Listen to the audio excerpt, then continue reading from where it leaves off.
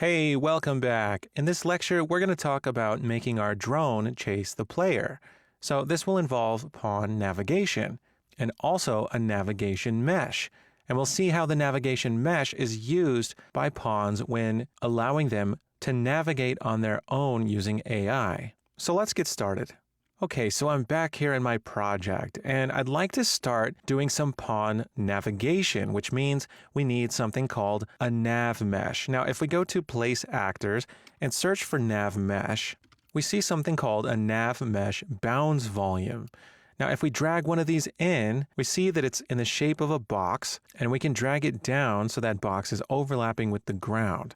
And if we press the P key on our keyboard, we see the actual mesh. It's this green area that's generated, and this is needed for any AI in our game. Wherever the green mesh exists, that's where AI can do all the necessary calculations for navigating throughout our level. So we want this covering every inch of our level. So what I'm going to do is I'm going to set my camera speed up to a high value so I can zoom all the way up above my entire level, and I'm going to cover this whole thing with the nav mesh. So I'm going to move it to the center here, hit the R key, and scale it on up. I want to scale it so that all the geometry is going to be covered by the green area. Now, once we know that our nav mesh covers all of the main areas, we don't need to see it anymore. But before I press the P key to hide it again, I'm just going to show you how there are some objects that break the mesh. When the mesh is broken like this, our AI cannot travel through those areas. And so we'll see things like these cracks and the edges alongside meshes, things like that. This determines whether or not the AI can pass through those areas.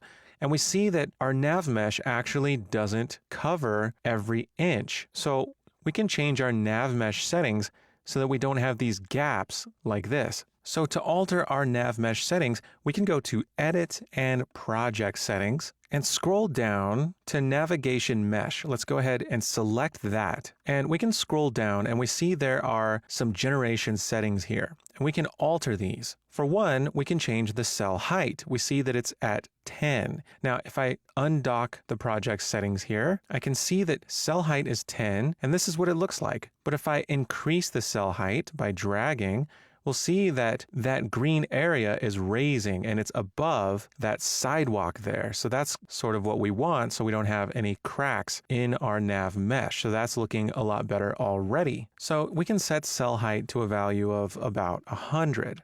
Now I'm going to close project settings, and I now see that our nav mesh is looking a lot better. Okay, so we have a navigation mesh, but we'd like to make our drone chase the player. And our drone can't move unless it has a way to move. And one of the ways we can make it move is giving it a movement component, much like our character has. So back here in our pawn, we can add a movement component, and our pawn wants to float around. And there just happens to be a special movement component designed for floating pawns. It's called Floating Pawn Movement Component. So we can add a floating pawn movement component to our pawn. And now once we program our pawn to move, it will use variables stored in this movement component to determine the nature of that movement. So let's talk about how we're going to make our drone pawn move. Now, there are many ways to make AI move around in Unreal Engine. One way is to use an AI Move To node. As you can see, AI Move To takes a pawn, and that's the pawn that is actually doing the AI moving. If we're calling this function from within the drone pawn, we can pass in a reference to self. You can always get a reference to self by right-clicking and typing self. We'll pass that in. And it also takes a destination as a vector or a target actor. In our case, we can pass in our goal actor, which is the character that's overlapping with that overlap sphere. So the most important parts to this node are passing in a reference to self, passing in a goal actor, and notice we see an acceptance radius. Now, this is the distance away from us the pawn will stop before it reaches us, so we can adjust that as well. So for the challenge, I'd like you to make the drone chase the character. Use the AI Move To node and do this in our overlap event. Use the goal actor variable that we have for the target actor. And for the pawn, pass in a reference to self. And then adjust the acceptance radius as you see fit. Pause the video and give this a try. All right, I'm going to go back into drone pawn and drag off of goal actor and type AI move to. And I'm going to use an AI move to node. Now, again, pawn needs to be self. So we're going to get a reference to self and pass that in. And for the target actor, we can simply pass in goal actor.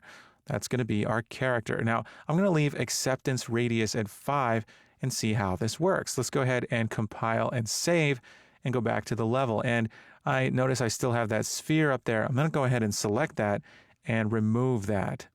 Okay, so let's give this a try. I'm going to hit play and overlap with this sphere.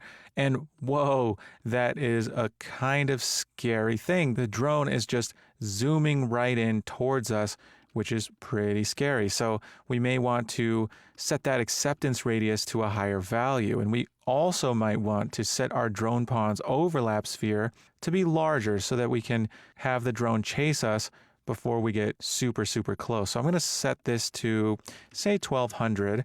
And I'm going to go back and set that acceptance radius to 100. And let's see how that looks. Let's go back, hit play. And of course, we're already overlapping from the beginning. So I'm going to need to move this pawn out, away, say over there. Now I can hit play and overlap. And here comes the pawn. So that looks great. All right, so now we can aggro the drone. We can make it angry and have it chase us when we get too close. So this is a great next step. We're now ready to start making our drones dangerous. And we'll do that in the videos to come. I'll see you soon.